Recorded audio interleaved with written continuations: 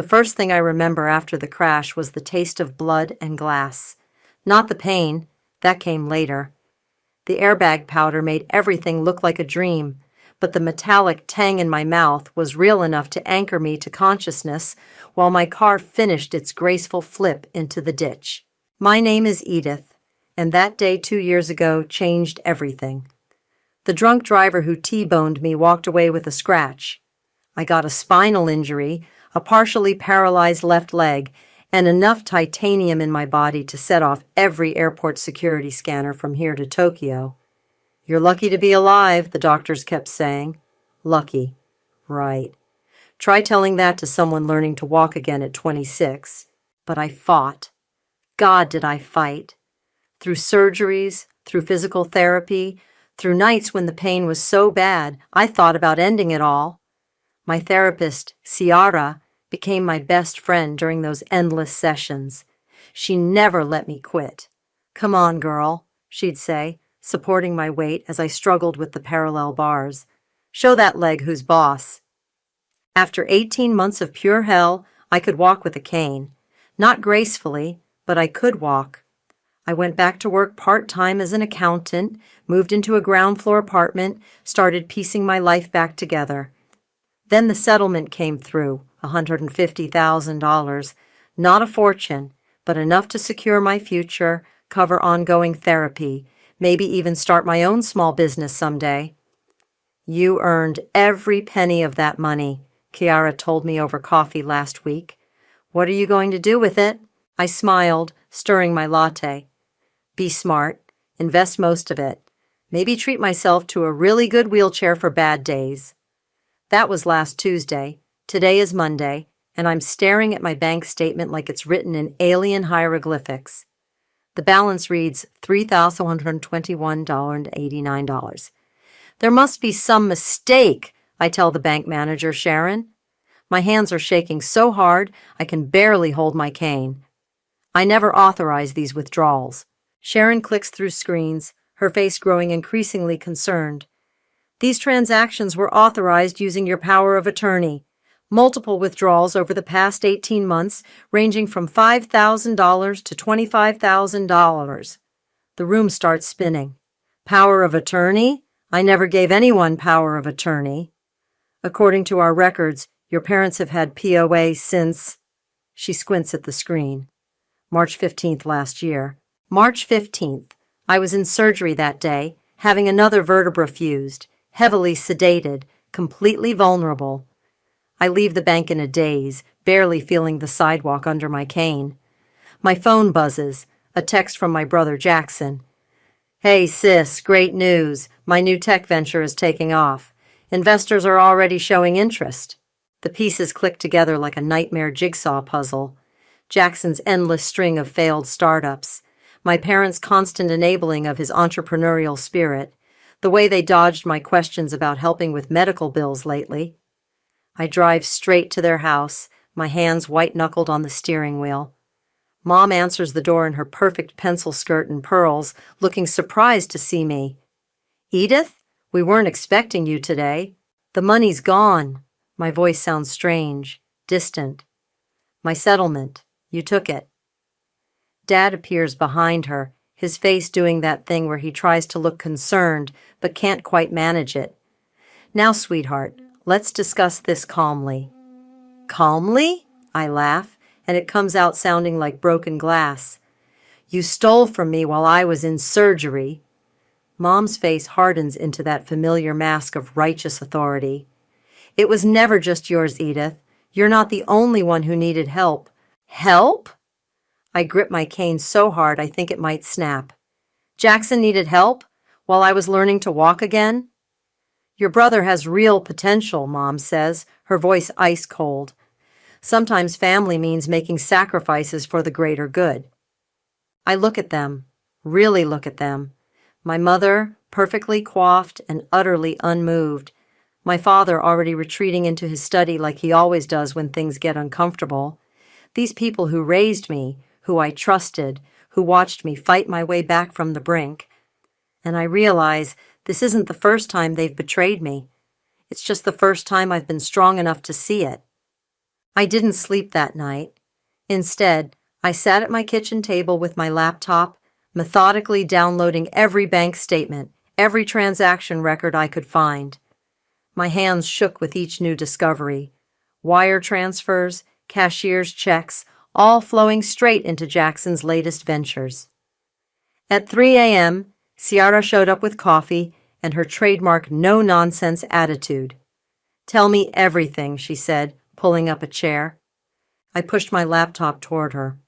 "Look at this. March 15th, the day they got power of attorney. I was in surgery for 8 hours. Ciara scrolled through the documents, her expression darkening. "This is fraud, Edith. Plain and simple." "They'll say I agreed to it," I said. "That it was for the family." "Bullshit." Ciara pulled out her phone. "My cousin works with this lawyer, Apollo. He specializes in financial fraud. Let me call him." Before I could respond, my phone buzzed. Jackson. "Hey, sis!" His voice was bright, carefree. "Mom said you stopped by. Everything okay?" "You know it's not." My voice came out steady, surprising me. "The settlement money, Jackson. My settlement money." "Oh, that," he chuckled.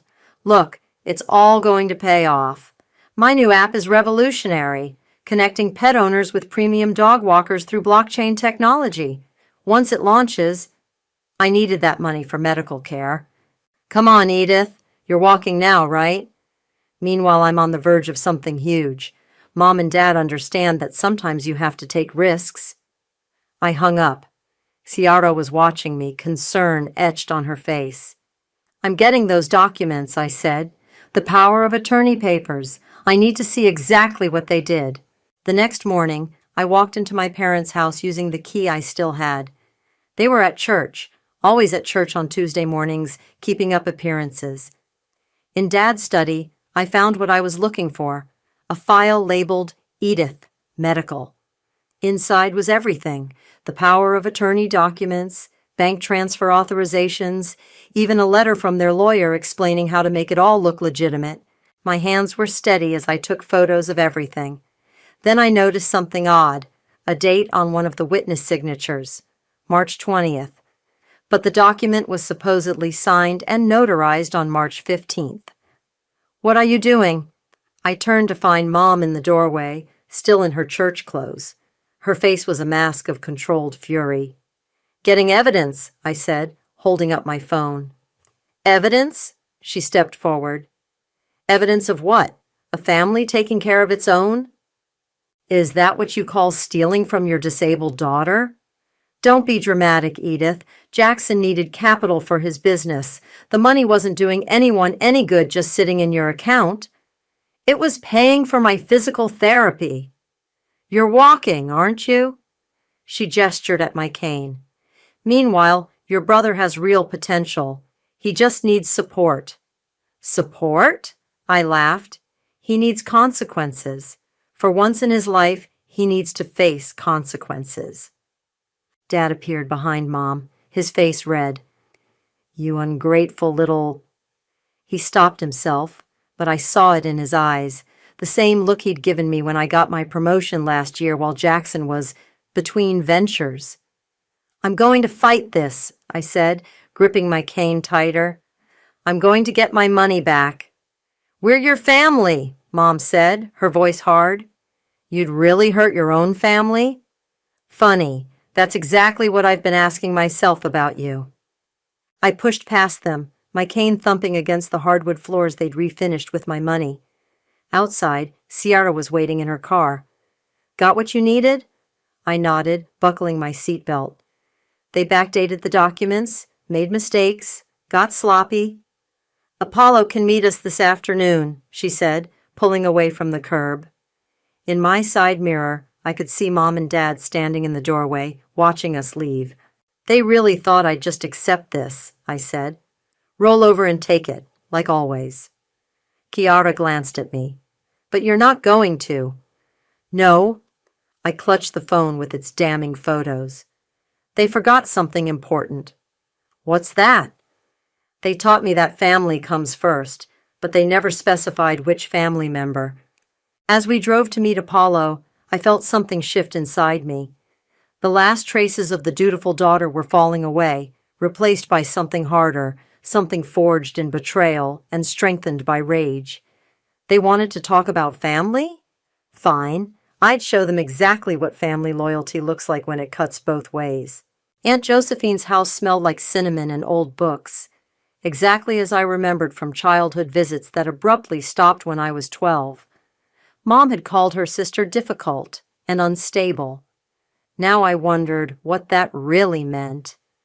"I've been waiting for this visit," Josephine said, pouring tea into delicate cups. "Ever since I heard about your accident, your mother wouldn't let me visit you in the hospital. She said you were traveling." Josephine's laugh was sharp.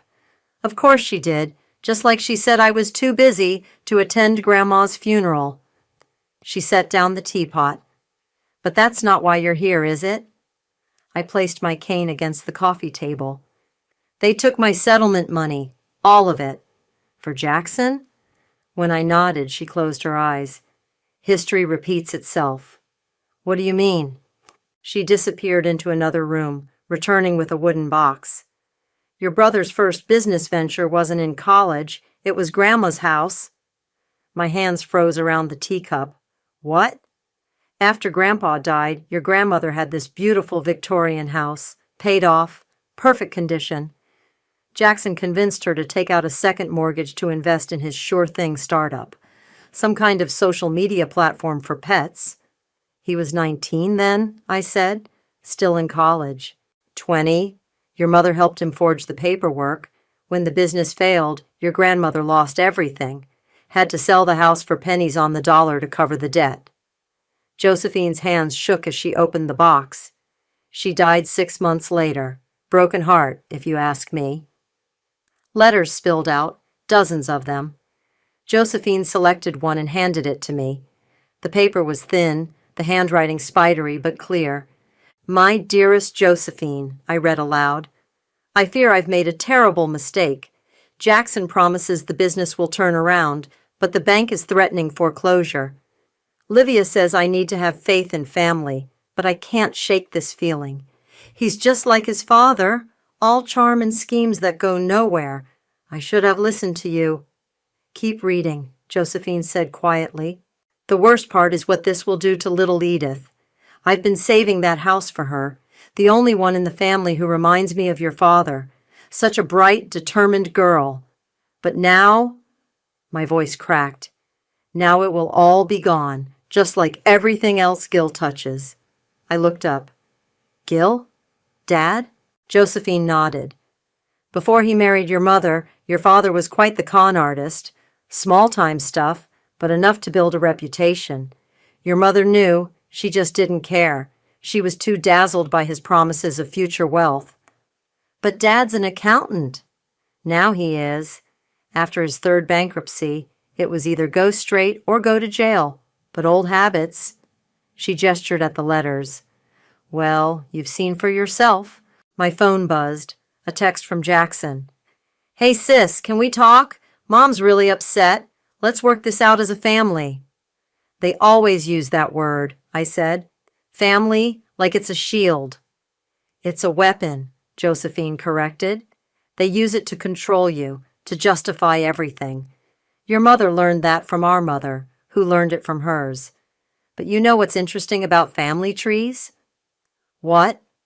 "Sometimes the healthiest thing to do is prune them." She handed me another letter, this one newer. "I wrote this to your mother after your accident. She sent it back unopened." Inside was a check for $50,000. "For Edith's care," the note read, "because some family actually means it." "I couldn't get it to you directly," Josephine said. "They had control of everything while you were recovering, but I kept it, just in case." My throat tightened. "Aunt Josephine." "Take it. Use it to fight them. And take these too." She pushed the box of letters toward me. "There's evidence in here. Patterns, dates, names. Your grandmother documented everything." As I stood to leave, leaning on my cane, Josephine caught my arm. "One more thing. Your father's old business partner, Marcus? He still lives in town. Owns that hardware store on Oak Street. He knows things about Gil that never made it into official records. I hugged her, breathing in that familiar cinnamon scent. Why didn't you ever tell me all this before? Would you have believed me? Sometimes people have to discover the truth on their own. She pulled back, her eyes fierce.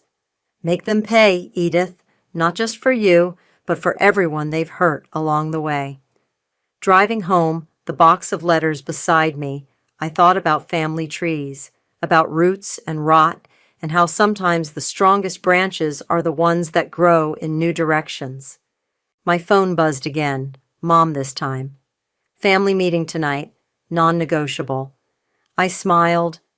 They had no idea what kind of storm was coming. Apollo's office wasn't what I expected. No mahogany desk or leather chairs, just a clean modern space with floor-to-ceiling windows. He looked younger than I imagined, but his eyes were sharp as he reviewed the documents spread across his desk. This is... He paused, adjusting his glasses. Well, frankly, this is amateur hour fraud. They weren't even trying to hide it. They didn't think they had to, I said. They thought I wouldn't fight back. Their mistake. He tapped the power of attorney documents. These dates alone are enough to start criminal proceedings, but there's more, isn't there?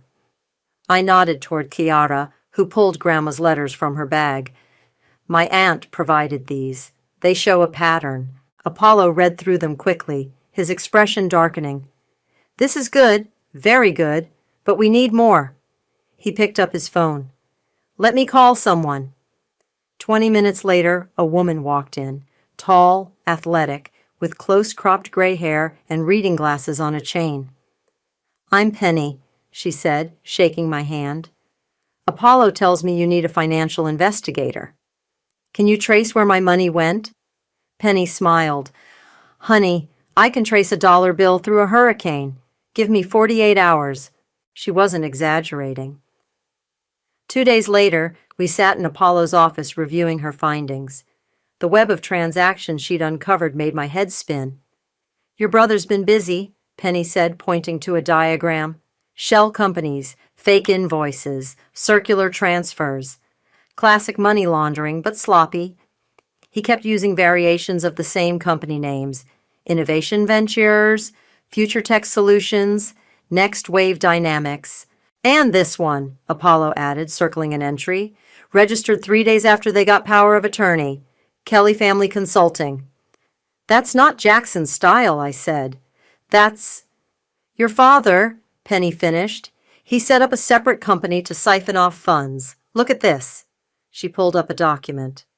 A consulting contract for $30,000, signed by your father as both parties. He used your power of attorney to approve payment to himself. My hands clenched around my cane. Can we prove all this? Oh, sweetheart. Penny patted my arm. We already have. Apollo leaned forward.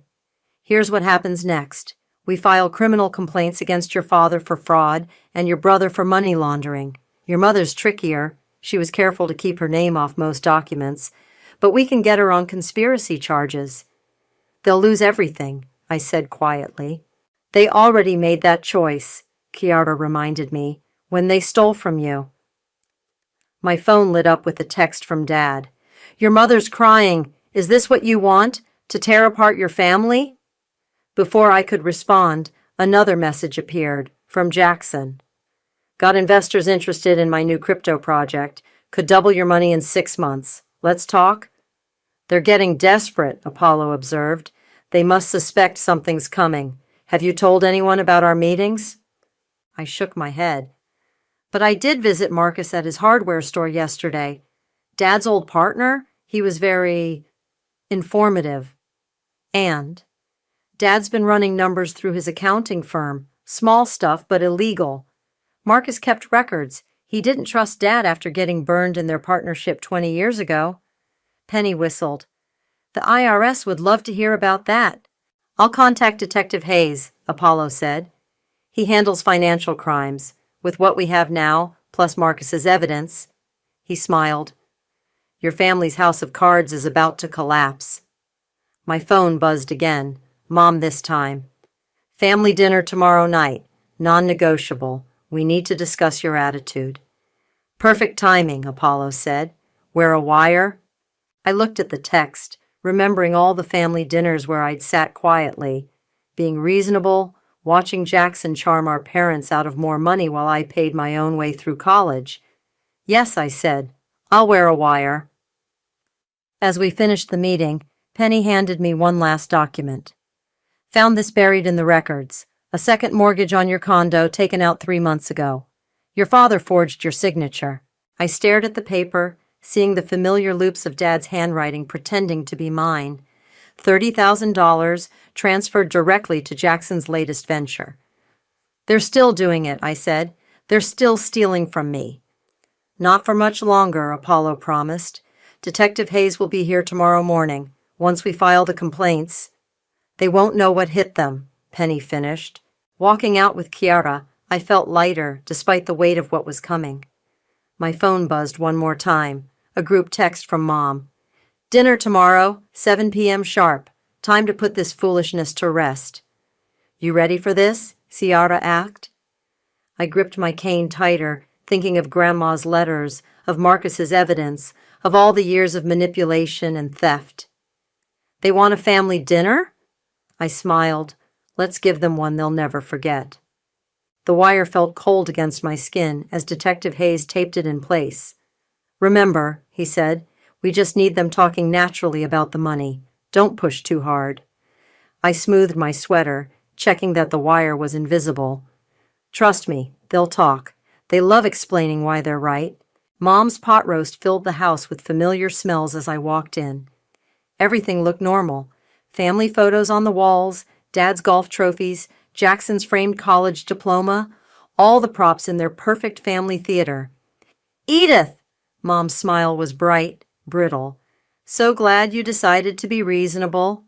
Wouldn't miss it. I handed her the wine I'd brought, her favorite red. Where's Jackson? Running late as usual. She laughed like it was charming. Business meeting. Dad emerged from his study, barely looking at me. Dinner's ready. Let's eat while it's hot. We were halfway through the salad course when Jackson breezed in, all designer clothes and practiced charm. Sorry, investors, you know how it is. He kissed Mom's cheek. Smells amazing.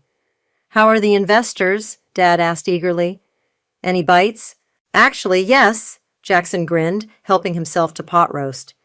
Had a great meeting today. They love the concept. Social media meets cryptocurrency meets artificial intelligence. We're talking serious money. That's wonderful, honey, Mom beamed. See, Edith? Your brother's making things happen. That money didn't go to waste. I took a slow sip of wine. My money. Our money, Mom corrected. Family money, which reminds me, we need to discuss your recent behavior. My behavior? These accusations, these threats. It's not healthy, sweetheart. She reached for my hand. I pulled back. What's not healthy is stealing from your disabled daughter. Now see here, Dad started, but Jackson cut him off. Sis, you're looking at this all wrong. I'm building something huge. Once it takes off, everyone wins. The family wins. Like Grandma won? The words hung in the air like smoke. Mom's fork clattered against her plate. Who have you been talking to? Aunt Josephine sends her regards. That woman, Mom spat, has no right. To what? Tell me the truth? About Grandma's house? About Dad's past? Dad's face went red. That's ancient history. Is it? I pulled out my phone, scrolled to a photo. This mortgage document is from 3 months ago. That's my signature, Dad, except I never signed it. You ungrateful little... He caught himself, forced a smile. Everything we've done has been for this family. Some of us were born to carry more, Jackson said, smirking, and some to limp behind. The wire felt hot against my skin now. I wondered if the detective could hear my heart pounding. So that's it? I asked. You take my settlement, forge my signature, steal my future, and I'm supposed to be grateful? Don't be dramatic, Mom sighed. You're working again. You're walking. Meanwhile, Jackson needs capital to realize his potential. His potential? I laughed. How many failed businesses is that now, Jackson? 6? 7? The market is volatile. The market isn't the problem. You are, and you too. I looked at my parents. You're worse. You're enablers. Enough! Dad slammed his hand on the table. I won't be lectured by what, Dad? The daughter who actually succeeded? Who paid her own way? Who didn't need constant bailouts? We're done discussing this, Mom said firmly. You need to forgive and move on. Jackson reached for the wine. Yeah, sis. Besides, there's more coming soon. Dad fixed it yesterday. Everything's sorted with the bank. My blood ran cold. What do you mean? The investment loan, using your condo as collateral. Don't worry, it's all handled. Mom shot him a warning look, but it was too late. I stood up, my cane knocking against the table. You're still doing it. You're still stealing from me. Sit down, Dad ordered. We're not finished. Oh, we are. I moved toward the door. We're more finished than you know. Edith, Mom's voice cracked like a whip.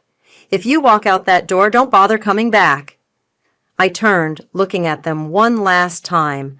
Mom with her perfect makeup, Dad with his practiced scowl, Jackson with his empty smile, my family, my jailers. Don't worry, I said. I won't.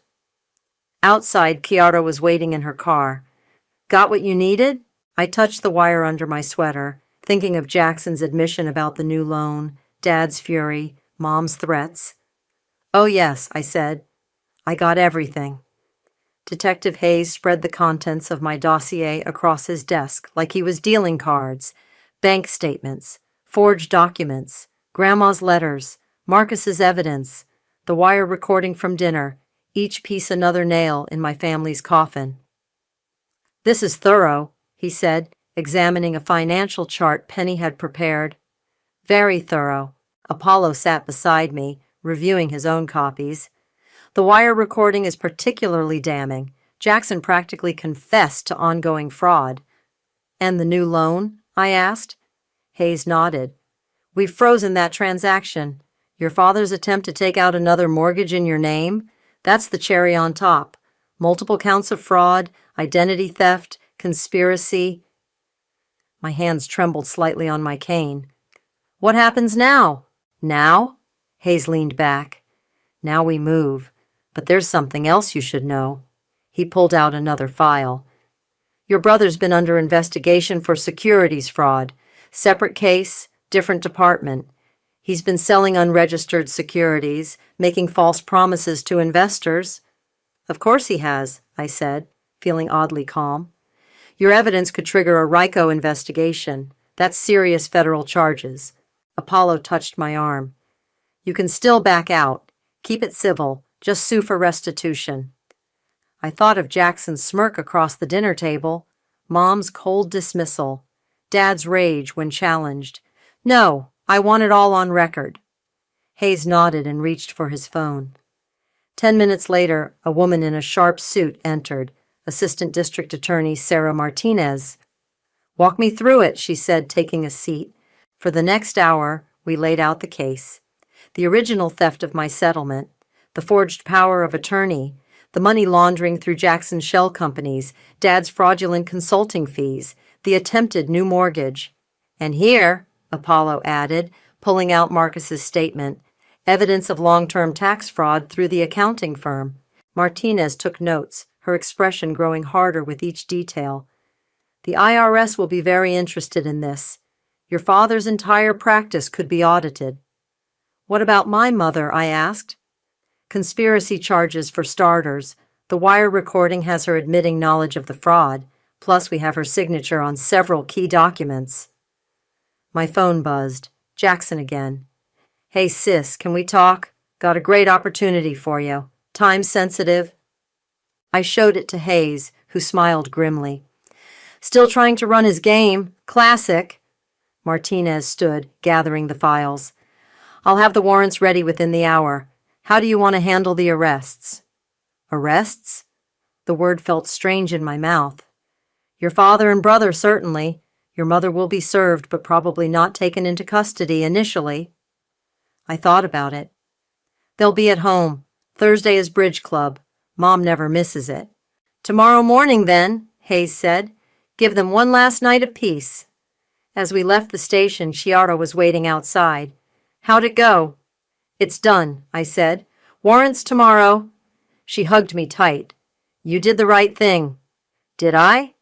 My voice cracked slightly. They're still my family. No, Chiara said firmly. They're people who happen to share your DNA. They stopped being family when they stole your future. My phone buzzed again. Mom this time.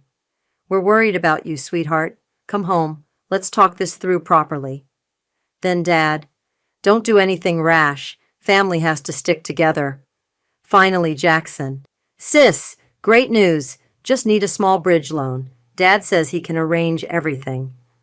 I turned off my phone. What now? Chiara asked. Now we wait. I looked up at the darkening sky. Tomorrow morning, their whole world falls apart. And you? She squeezed my shoulder. What about your world? I gripped my cane, thinking of Aunt Josephine's words about pruning family trees, about Grandma's letters, full of regret and warning, about all the years I'd spent trying to be the good daughter, the understanding sister, the one who never caused trouble. My world, I smiled. My world's just beginning. Apollo called later that night. Everything's set.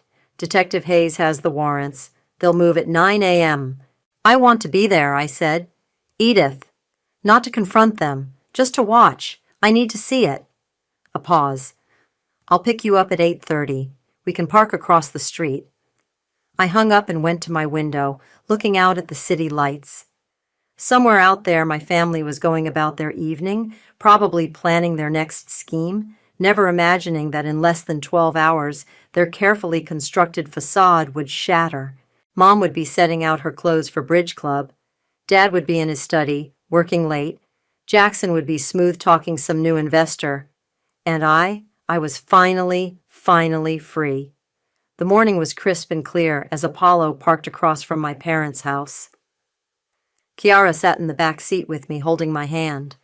3 police cars waited around the corner, lights off, engines idling. 9 o'clock, Apollo said, checking his watch. Right on cue, Mom stepped out onto the front porch in her bridge club outfit. Cream-colored pantsuit, pearls, perfect hair. She was checking her phone when the first police car rounded the corner. Her head snapped up. The phone slipped from her fingers. Here we go, Chiara whispered. Detective Hayes led the approach, flanked by 4 officers. Mom's face went ghost white as they climbed the porch steps. Mrs. Kelly? Hayes held up his badge. We have some warrants to execute. This is ridiculous, Mom said, but her voice trembled. Gilbert! Jackson! Dad appeared in the doorway, still in his robe. What's the meaning of... He stopped cold when he saw the officers. Sir, please step outside. Now wait just a minute. Dad? Jackson's voice carried from inside. What's going on? Hayes nodded to 2 officers, who entered the house. Moments later, they emerged with Jackson, who was trying to button his designer shirt while protesting loudly. This is a mistake. Do you know who I am? My lawyers will.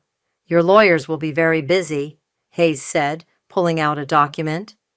Gilbert Kelly, you're under arrest for fraud, identity theft, and conspiracy. Jackson Kelly, you're under arrest for securities fraud, money laundering, and conspiracy to commit wire fraud. This is absurd, Mom's voice rose to a shriek. We're respected members of this community.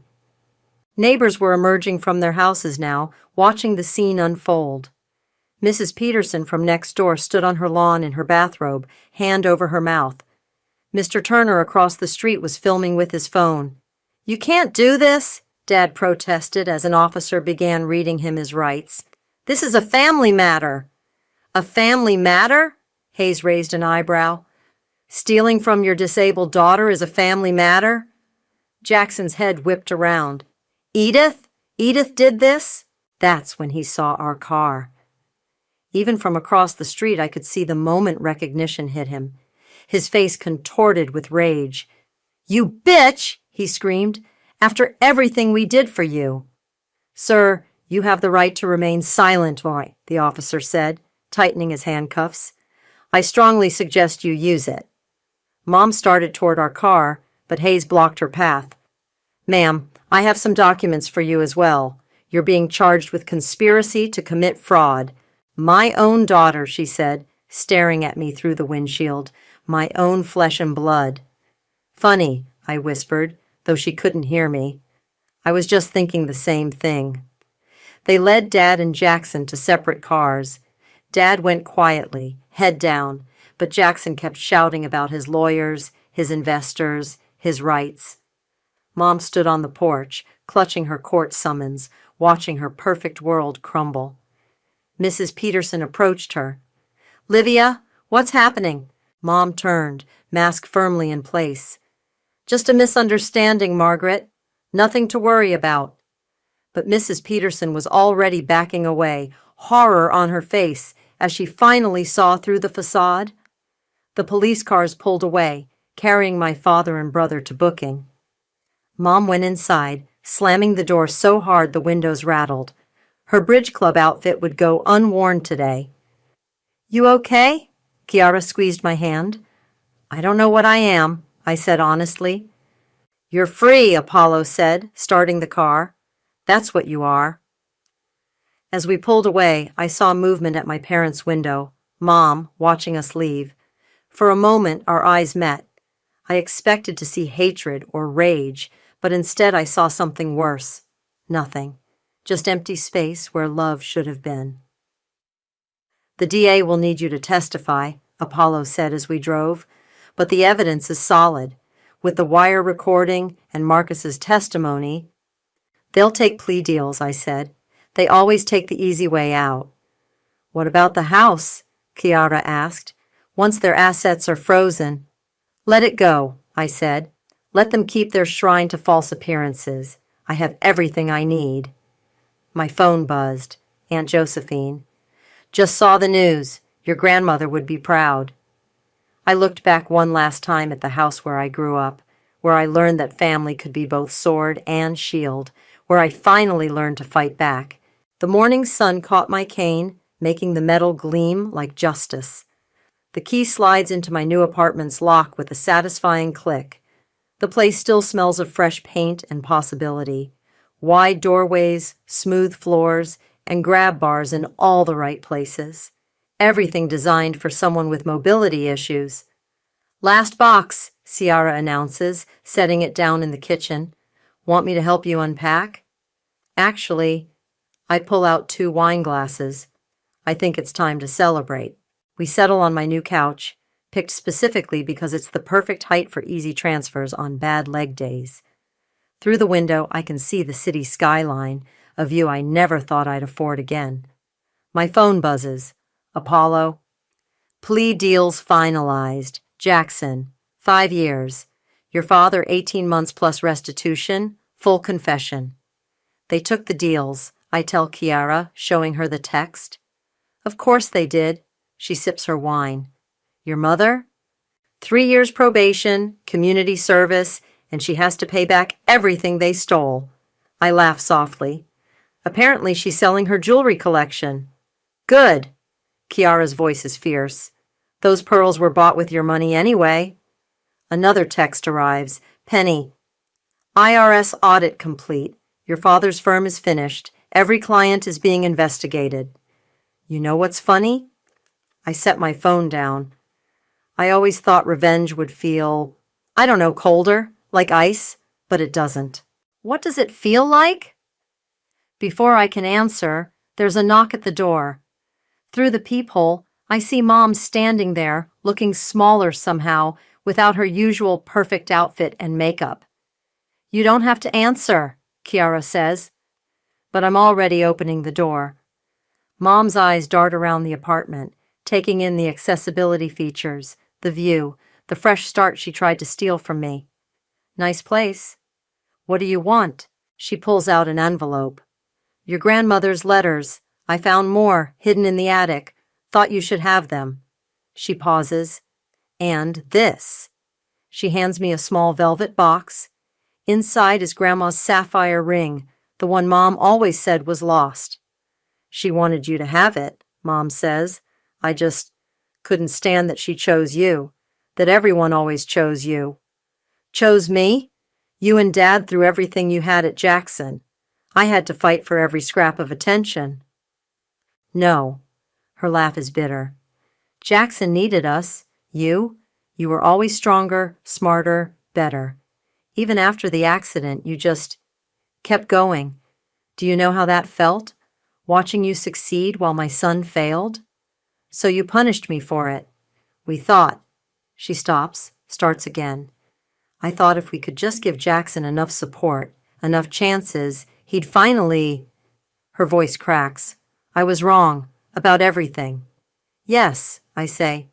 You were. She turns to leave, then stops.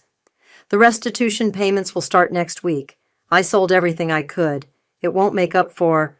but it's something. After she's gone, Ciara helps me open Grandma's letters. In the last one, dated just before she died, she wrote, My dearest Edith, remember that family isn't just blood, it's truth. Choose your family wisely and let the truth set you free. I look at Ciara, who's been by my side through everything, at the text from Apollo and Penny, who fought for me, at the card from Aunt Josephine on my counter. You never answered, Ciara says. What does revenge feel like? I touch Grandma's ring, now on my finger. It feels like healing. My phone buzzes one last time, a news alert about Jackson's sentencing. There's a quote from him, still blaming everyone else, still my parents' golden child, even in an orange jumpsuit. You know what they taught me? I say, turning off my phone. That blood comes first. That family is everything. And I smile, thinking of all the family I've chosen, all the truth I've embraced, all the strength I never knew I had until they tried to break me.